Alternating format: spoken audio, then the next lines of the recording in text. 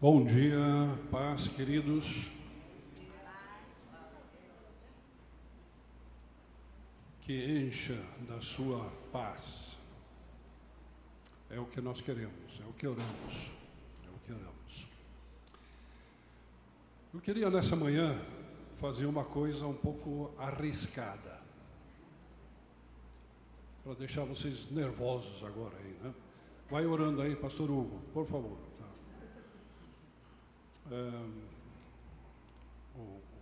O Léo e a Itamar já estão aqui, quase de joelho já.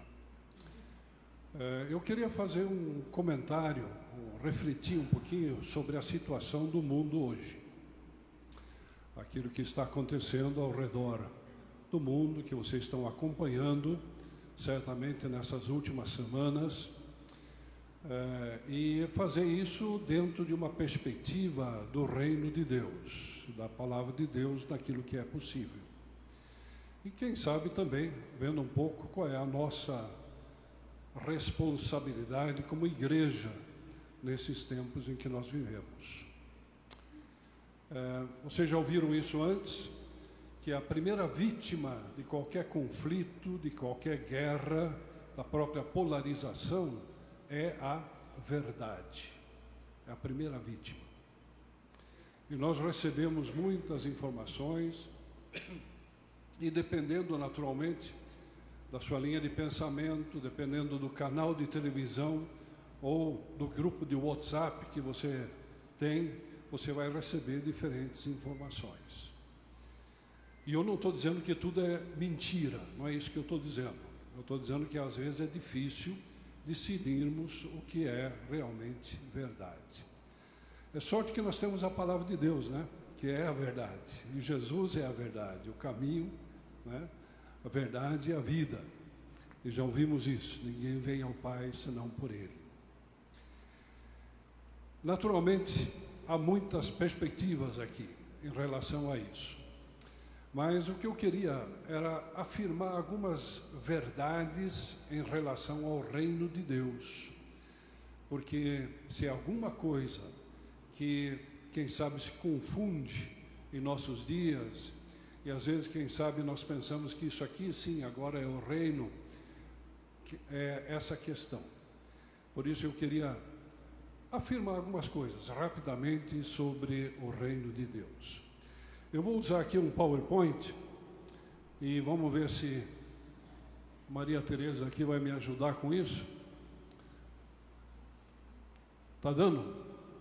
Olha só, vai funcionar. Podemos ir para o próximo, então, por favor. Queria começar lendo um texto bíblico, que eu acho que tem muito a ver com os nossos tempos, não só os nossos tempos, mas certamente também. Você conhece Mateus 24. Veja o que diz Jesus ali em Mateus 24, segundo a versão de Mateus. Jesus saiu do templo e, enquanto caminhava, seus discípulos aproximaram-se dele para lhe mostrar as construções do templo. Vocês estão vendo tudo isso? Perguntou ele. Eu lhes garanto que não ficará aqui pedra sobre pedra, serão todas derrubadas. Tendo Jesus se assentado no Monte das Oliveiras, os discípulos dirigiram-se a ele em particular e disseram: Dize-nos, quando acontecerão essas coisas? E qual será o sinal da tua vinda e dos fins dos tempos? Jesus respondeu: Cuidado, que ninguém os engane, pois muitos virão em meu nome, dizendo: Eu sou o Cristo, e enganarão a muitos. Vocês ouvirão falar de guerras e rumores de guerras, mas não tenham medo. Uma boa palavra para nossos dias aqui, né? É necessário que tais coisas aconteçam, mas ainda não é o fim. Nação se levantará contra nação, o reino contra reino, haverá fomes e terremotos em vários lugares. Tudo isso será o início das dores. Então eles os entregarão para serem perseguidos e condenados à morte, e vocês serão odiados por todas as nações por minha causa.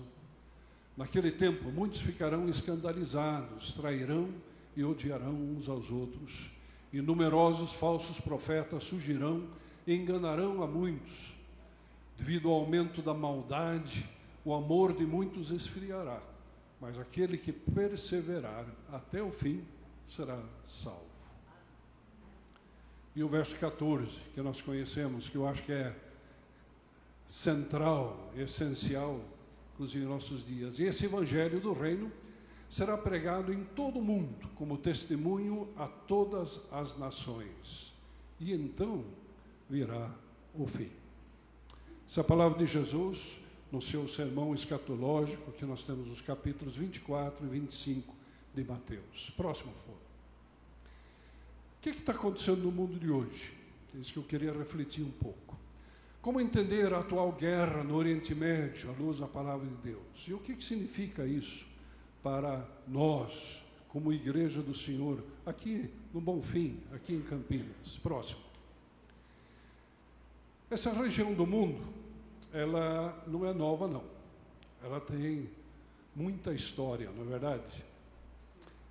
Aqui nós encontramos, quem sabe, nessa faixa, não sei se dá para vocês verem lá atrás, se não verem, vão no oculista um dia aí, mas de qualquer forma ali está, né? Estão vendo que tem um mapa ali, tem uma parte mais, o quê? Laranja, né? É a antiga Assíria. Aqui nessa região nós temos muito da história, inclusive bíblica, Mesopotâmia. Ali um pouco para baixo, onde está escrito Babilônia, ali no meio, estava Ur, dos caldeus, hoje Iraque, né? Uma região que muito refletida no Antigo Testamento. É bom lembrar que muito daquilo que está acontecendo hoje está nessa região, e nós vamos ver isso mais adiante, mas é uma região de foco, dentro principalmente daquilo que nós temos de revelação bíblica no Antigo Testamento e também, naturalmente, no Novo Testamento. Ao mesmo tempo, é bom lembrar que isso aqui não é tudo. Quando nós temos ali a dispersão, né, depois da Torre de Babel, Gênesis 11, até entrarmos em Gênesis 12, o finzinho de 11, começo de 12, com a chamada de Abraão, de Ur dos caldeus, certamente muita coisa aconteceu, os povos se espalharam. Na verdade está mais claro isso no capítulo 10 de Gênesis, você pode olhar lá depois. Então isso aqui não é todo o mundo da época, certamente nas Américas, certamente em outras partes da Ásia, na África, mais ao norte, na Europa, já tem povos e civilizações. E isso está mais do que comprovado, de várias formas, através da ciência, através da história da humanidade. Mas, ao mesmo tempo, essa região aqui é uma região central, é uma região quente, podemos dizer assim, historicamente, inclusive por causa dos conflitos que estão acontecendo ao longo da história aqui nesse lugar. Próximo, por favor. Peguem a Babilônia. Não? Vocês veem que em grande parte daquilo que nós estamos vendo nos mapas, nas notícias, pega essa parte. A Babilônia pegava basicamente todo o Oriente Médio ali, inclusive a área de Israel, Líbano, Síria, Jordânia, subindo para o lado da Turquia e depois para o lado tanto da antiga Pérsia, hoje Iraque, chegando até esse Golfo Pérsico, que agora vocês conhecem pelos mapas que nós estamos vendo nas notícias, na verdade. Inclusive aquela ilha que andaram bombardeando lá de Karj, né, ela fica bem ali em cima, aquela boca que tem ali assim, né? Então, é uma região bastante importante. Próximo, por favor.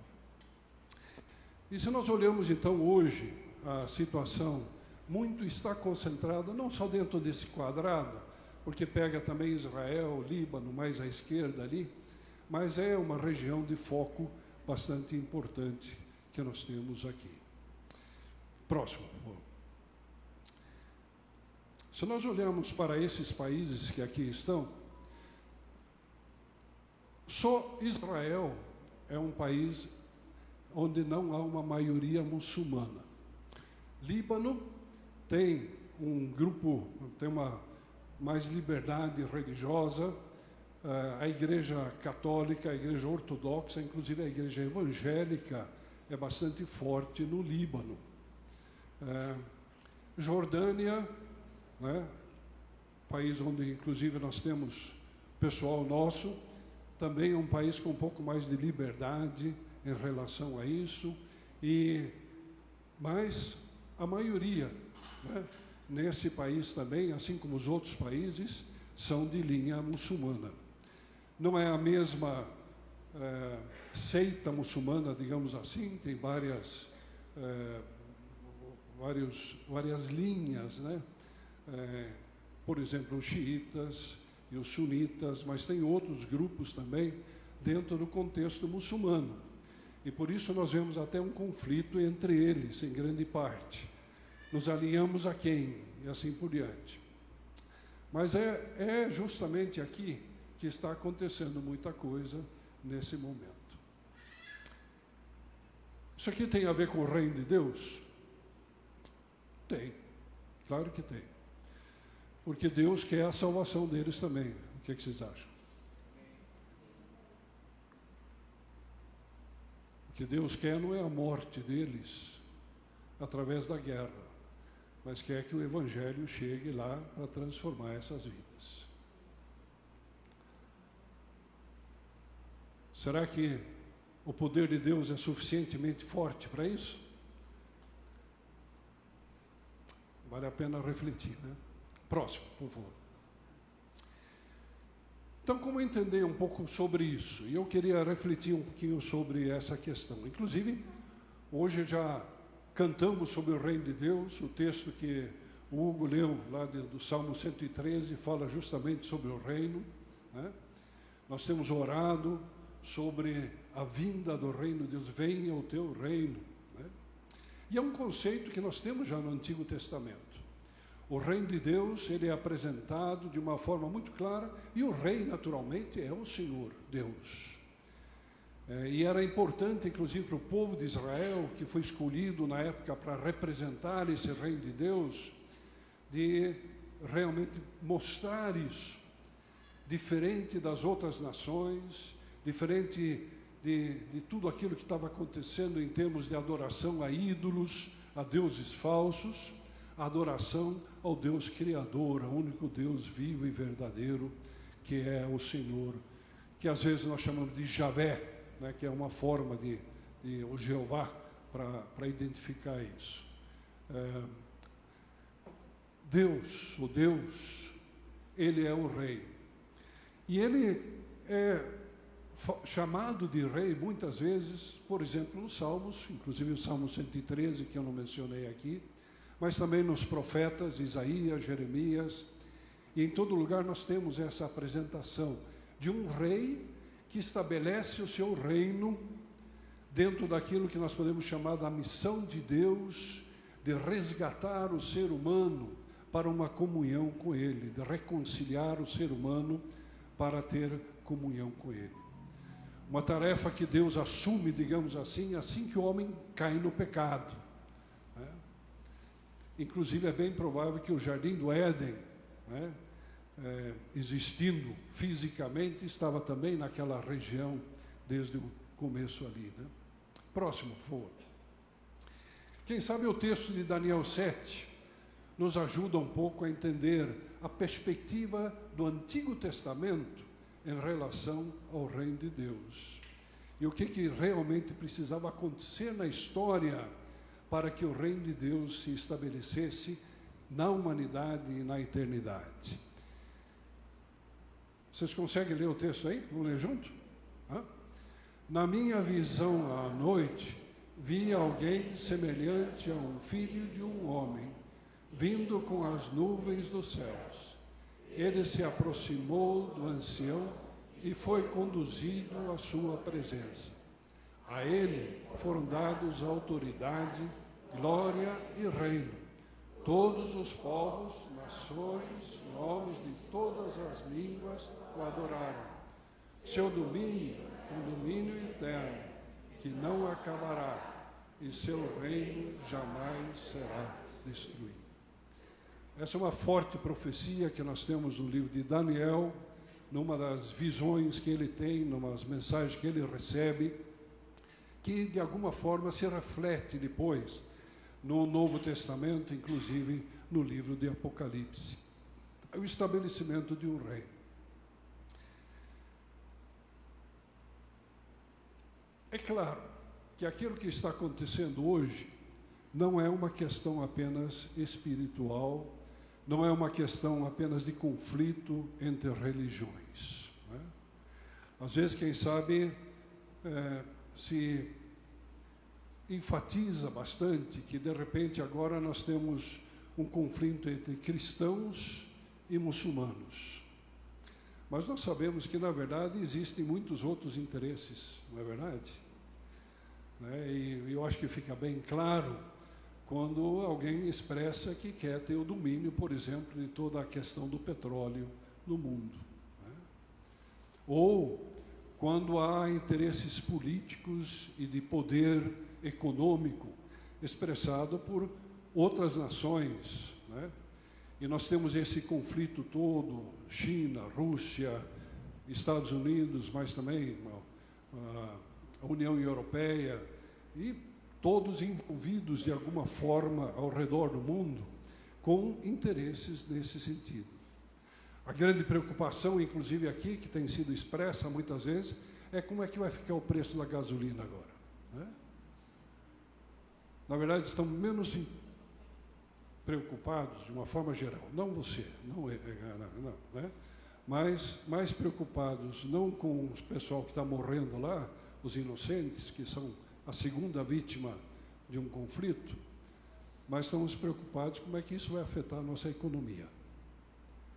Então vocês veem que há muitos motivos, muitas coisas, motivações que estão misturadas nisso. E às vezes se leva justamente essa questão espiritual, quem sabe, religiosa, como uma motivação. Parece que a guerra se torna uma guerra legal, uma guerra válida, uma guerra de fé, né? Uma guerra religiosa, e isso acontece de ambos os lados. Naquela região, e ainda pegando um pouco mais para o lado do Mediterrâneo, né? O sul da Europa, norte da África, nós temos as cruzadas, por exemplo, que mostram isso claramente, né? A reação que houve dos cristãos com a invasão dos muçulmanos, mas os interesses eram bastante misturados, eu diria, e confundidos no meio de tudo isso. Aqui, em Daniel 7, nós temos algo de uma motivação clara da palavra de Deus. O que é? Quem é o rei? Qual é o reino? Quais são as características desse reino que aqui está? Próximo. Quando nós entramos, então, no Novo Testamento, e eu preciso correr aqui, nós podemos estar olhando de diferentes aspectos disso. Eu vou só mencionar, por exemplo, o uso da expressão reino de Deus. É o tema da pregação de Jesus, né? Diz que ele veio, ou foi para diferentes lugares pregando o reino, chegou o reino. Ele se coloca como rei, ele se identifica como o Messias, que significa ser ungido para rei, por exemplo, em Lucas 4. E assim por diante. A expressão que nós temos no Novo Testamento se refere justamente a um reinado, nessas características que nós vimos em Daniel 7. Um reino estabelecido aqui, que veio para influenciar, mas também com uma perspectiva eterna, onde o rei é o Senhor Jesus Cristo. O governo de Deus não se trata de um governo humano, mas se trata de um governo onde Deus é o soberano, é um domínio dele, não é o domínio de uma linha política, não é o domínio de uma ideologia, não é o domínio de uma força militar ou econômica, mas é o domínio de Deus.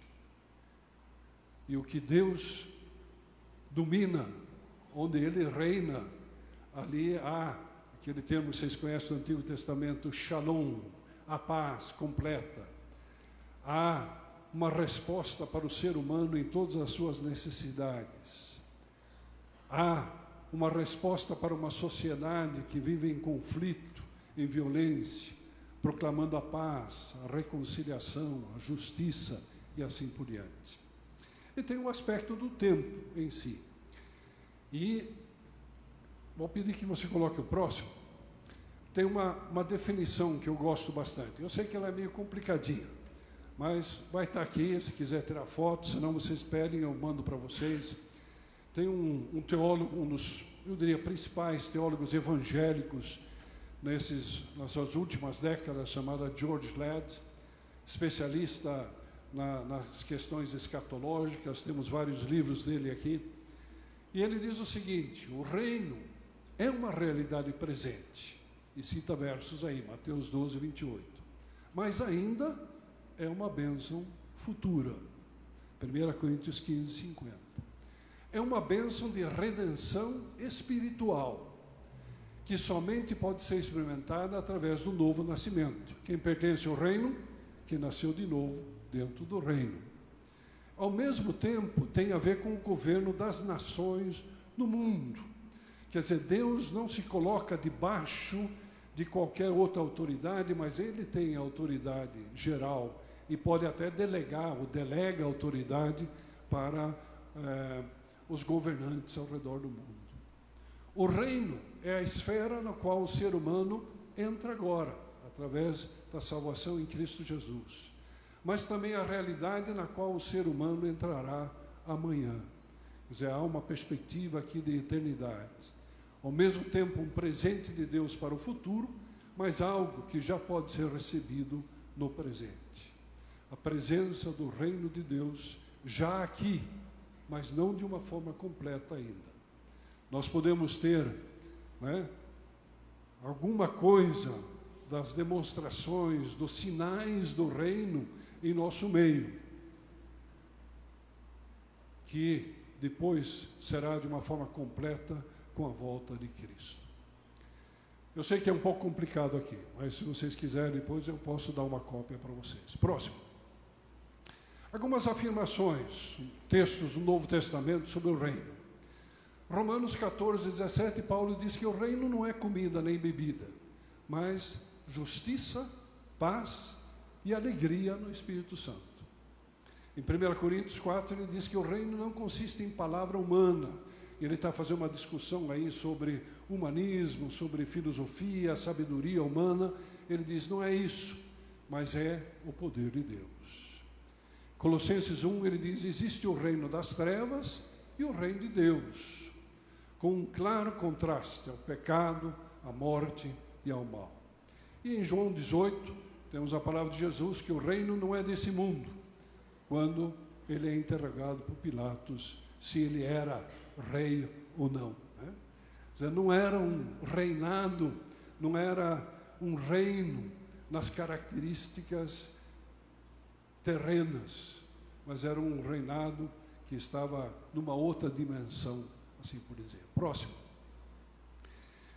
Eu não vou ler tudo isso aqui, mas vocês podem ler depois as parábolas do reino em Mateus 13, onde nós temos diferentes perspectivas. Do semeador, a semente cai em diferentes solos, alguns aceitam, outros não. Do joio, cresce junto, e o trigo, mas depois são separados. Do grão de mostarda, que parece pequeno ao começo, mas pode crescer. Uma perspectiva que nós temos muita dificuldade de aceitar e entender, né? Porque a gente quer que seja grande de uma vez, a gente quer que caia assim como uma coisa grande. O fermento que influencia toda a massa, aqui temos uma outra perspectiva interessante. Próximo. Tesouro e a pérola escondidos, que vale a pena gastar tudo para comprar eles. Da rede que apanha todo tipo de peixe, depois são separados. E de coisas novas e velhas, quer dizer, há uma continuidade, de uma progressão em termos do reino, novos tempos, novas estratégias, novas formas de Deus agir. Próximo. Algumas características, então, é isso que eu acho que é importante. É o governo absoluto de Deus, não é um território geográfico ou uma nação política. temos que ter muito cuidado para não identificar o reino de Deus com um certo país, uma certa nação, e eu diria até com uma certa linha teológica. Deus é muito maior, o reino de Deus é muito maior. Deus está agindo em todo o mundo. Nós ouvimos o testemunho aqui da nossa querida, enviada. Ela chega num lugar, parece que é completamente, não aconteceu nada, Deus já está ali agindo. O Espírito Santo já está agindo, está conduzindo pessoas para ter contato com ela, e Deus vai operando. E é claro, o trabalho dela é importante também. Mas Deus é muito maior do que aquilo que, quem sabe, nós podemos compreender, e principalmente as limitações que muitas vezes nós fazemos, identificando o reino com certas coisas que, quem sabe, sentimos que nos agradam. Assim, o tema central da pregação, já falei, uma realidade na era presente, manifestada e perfeita na era futura, e pode parecer justamente que esse reino de Deus e essa ação de Deus parece que não está tendo o efeito que nós gostaríamos que tivesse. Quem sabe até a nossa ação evangelística, missionária, às vezes nós gostaríamos que a coisa fosse muito mais rápido, muito mais forte em muitos aspectos. Mas onde a semente cai, onde a palavra de Deus é enviada, ela não volta vazia, não é vão. Há alguma coisa acontecendo ali. Próximo, por favor. O reino significa agora já a vitória sobre Satanás, o pecado e a morte.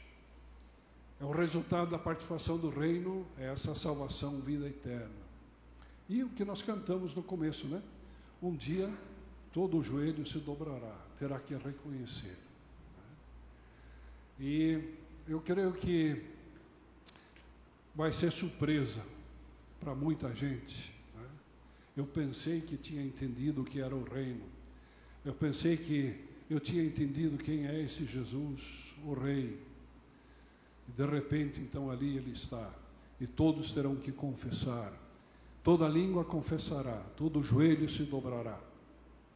Um reino que precisa ser proclamado a todos os povos, inclusive os princípios desse reino, os princípios de justiça, de paz, de igualdade de direitos, de que todos nós somos criatura de Deus, e Deus quer abençoar a todos, quer que todos sejam salvos. Qualquer tipo de discriminação, racismo, qualquer outra coisa, é longe daquilo que Deus quer dentro do seu reino. Mas também um reino que se estabelece dentro da sociedade e transforma estruturas, pessoas e estruturas. Quem é que representa esse reino? Hoje não é Israel. Quem representa esse reino é você e eu, é a igreja do Senhor. O reino de Deus, hoje, o agente do reino de Deus é a igreja de Jesus Cristo. E eu creio que isso também é importante, quando nós pensamos naquilo que está acontecendo. Essas características que nós vemos no reino de Deus precisam estar presentes no nosso meio, como igreja do Senhor, que nós representamos hoje esse rei, esse reino. Próximo, por favor. Quais são os sinais que nós gostaríamos ainda de ver? Naturalmente, uma igreja muito mais envolvida com a sociedade, representando esse reino, seus valores éticos, morais, criativos, uma coerência entre a nossa profissão de fé e a nossa ação diária, a nossa forma de viver. É muito fácil nós criticarmos outros que estão fazendo certas coisas erradas. Nós precisamos nos olhar no espelho também, Professamos alguma coisa, confessamos a nossa fidelidade à palavra de Deus. Como é que isso se mostra no nosso dia a dia? Queremos ver um mundo de paz, onde há liberdade, as pessoas podem escolher, inclusive escolher seguir a Jesus. E muito mais pessoas descobrindo de que realmente o reino de Deus trata, incluindo a reconciliação com Deus através de Jesus Cristo e uma transformação que influencia a sociedade ao nosso redor. Que esse reino seja manifesto no nosso meio de diferentes formas, tanto localmente como também globalmente. Próximo, por favor. É importante separar essa questão do reino de Deus e uma nação. E aqui está o perigo, naturalmente. Mas eu acho que caímos num erro se nós pensamos que uma certa nação, né, quem sabe Estados Unidos, representa o reino de Deus. Olha, Israel também. Veja a situação de Israel hoje. A população, 73% são judeus, de fato. 21% dentro de Israel, a nação de Israel, que são israelitas, são árabes. E 6% de outras nações. Se você for a Israel, quem sabe alguns de vocês têm ido, vocês vão ver que tem duas línguas oficiais, geralmente o inglês também, mas também o hebraico e o árabe, em tudo que é placas, em tudo que se diz ali. Por quê? Por causa da presença muito forte árabe também ali. 82% se confessam ao judaísmo, 10% ao islamismo, e 3,7% se dizem ateus, e 2% são cristãos, e 1% de outras religiões. Os ortodoxos judeus, aqueles que, quem sabe, nós vemos mais na mídia e tal, são apenas 10% da população. A maioria são secularizados. Seguem as tradições, as festas religiosas, mas por tradição. Que nós conhecemos também no nosso contexto aqui, não é verdade? Né? Todo mundo se diz aí fora, não, todo mundo hoje não. Ou ele vai dizer que é católico, ou ele vai dizer que é evangélico, ou quem sabe espírita, mas na verdade a questão de realmente estar engajado e ativo e assim por diante, comprometido, nem sempre é essa a proporção, né? Também temos que lembrar que existe uma significativa porcentagem de evangélicos cristãos nesses outros países que eu mostrei lá. A gente tem tido ao longo dos anos contato, eu tenho estado em vários desses países, e ali tem comunidades cristãs. Mais evangélicos na Palestina do que em Israel. Tem 2 grandes centros teológicos entre os árabes ali naquela região, muito maior, com muito mais presença de futuros pastores missionários do que em Israel. Irã é, quem sabe, o país onde há mais conversões no mundo, quem sabe junto com o Nepal. E o que significa isso? Quer dizer, pessoas que estão sendo afetadas em diferentes lugares, dentro de Israel, mas também nos outros países, muitos são nossos irmãos e irmãs em Cristo Jesus. Então a coisa não é tão simples de fazer essa separação. Próximo, por favor.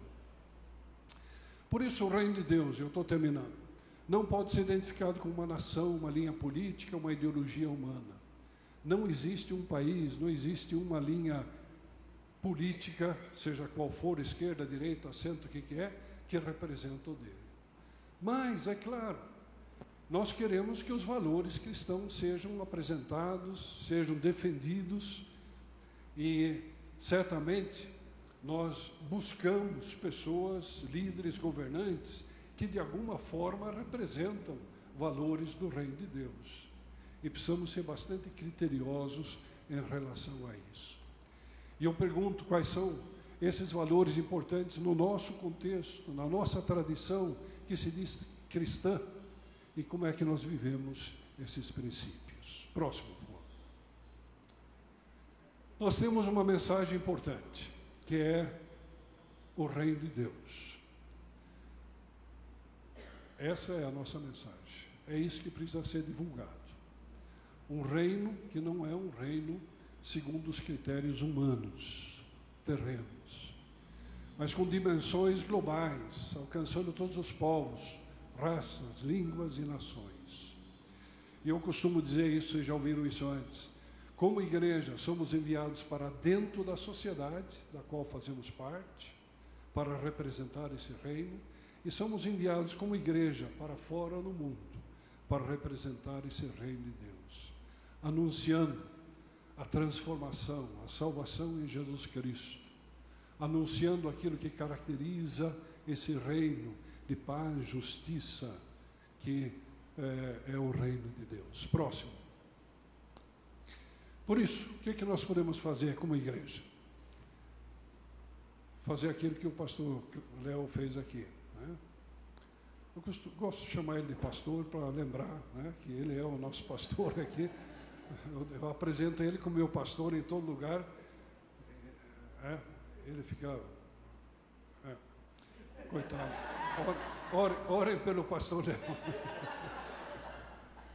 Ter membros como alguns aqui não é fácil, não. Mas orar, né, por paz no mundo. Precisamos fazer isso, como nós ouvimos aqui. Será que vale a pena? Será que Deus escuta? Será que Deus pode intervir no meio de toda essa turbulência que nós estamos vivendo hoje? Orar por Israel. Naturalmente, precisamos orar por Israel. Tem muita história vinculada com Israel. Tem simbolismos fortes. E tem muita gente lá, a maioria, que ainda não aceitou que Jesus é o Messias. Eles precisam fazer isso. Precisam fazer isso.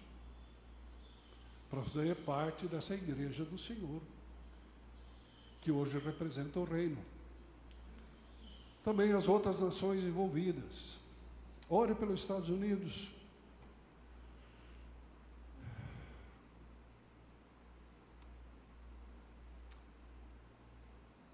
Orar por cristãos em todos esses países. Já falei sobre a porcentagem aqui. Orar por nossos obreiros que estão espalhados nessa região. Pastor Jonathan, pastor Silvana, ali em Jerusalém. Não sei se vocês têm recebido notícias deles, né? Todo dia eles vão para o quarto seguro, dentro do apartamento deles, porque toca a sirene. Mas um trabalho tremendamente importante, tentando ajudar as pessoas no meio da situação. A comunidade ali que ele dirige, tem gente das diferentes nações. Tem judeus convertidos, tem árabes, palestinos, tem outros.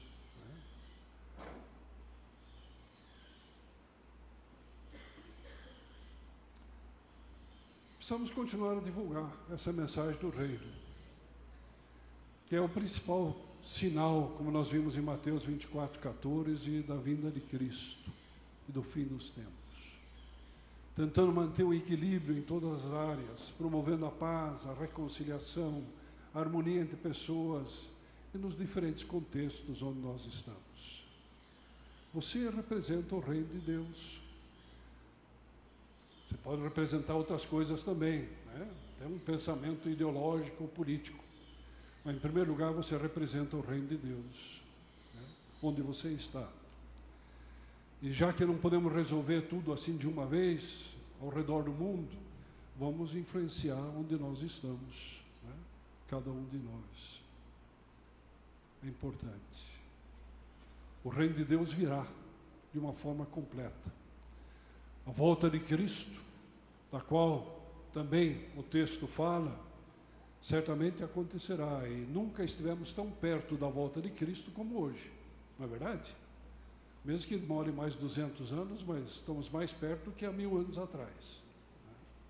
E pode ser que aconteça mais rápido do que nós pensamos. Isso é um alerta, naturalmente, para nós termos nosso relacionamento com Deus em ordem, mas também divulgarmos esse reino naquilo que nós podemos. Acho que foi o último, né? Que Deus abençoe. Espero que você não tenha ficado muito perturbado, mas eu queria refletir um pouquinho sobre isso, né?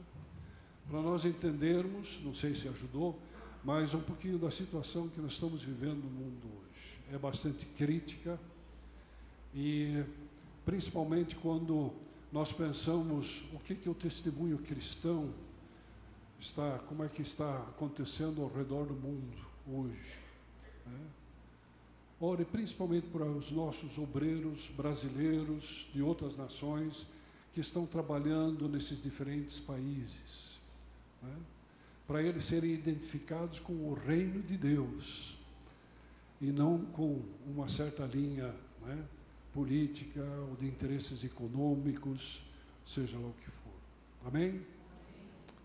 Obrigado, Senhor, porque a Tua palavra sempre está nos cutucando, desafiando, Senhor, é a verdade. E nós gostaríamos que essa verdade do reino de Jesus Cristo fosse a verdade divulgada no mundo hoje, nesses próximos dias, meses, anos, Senhor. Ó Deus, queremos ver essa verdade, que é Jesus Cristo, transformando corações, transformando diferentes contextos, sociedades, nações, à medida que esse Evangelho chega, e Tu podes agir, Senhor, através do Teu Santo Espírito. Nos ajude como igreja, ó Pai, estamos em constante oração, intercedendo por todos esses assuntos que temos mencionado aqui. Venha o Teu reino, Senhor, seja feita a Tua vontade. E esperamos com ansiedade o dia em que Jesus voltará, Cristo voltará, para estabelecer um reino sem qualquer tipo de violência, maldade, pecado, morte, sem Satanás, sem qualquer maléfico, maldoso e diabólico que muitas vezes nós estamos vendo em nossos dias. Pedimos assim, em nome de Jesus. Amém.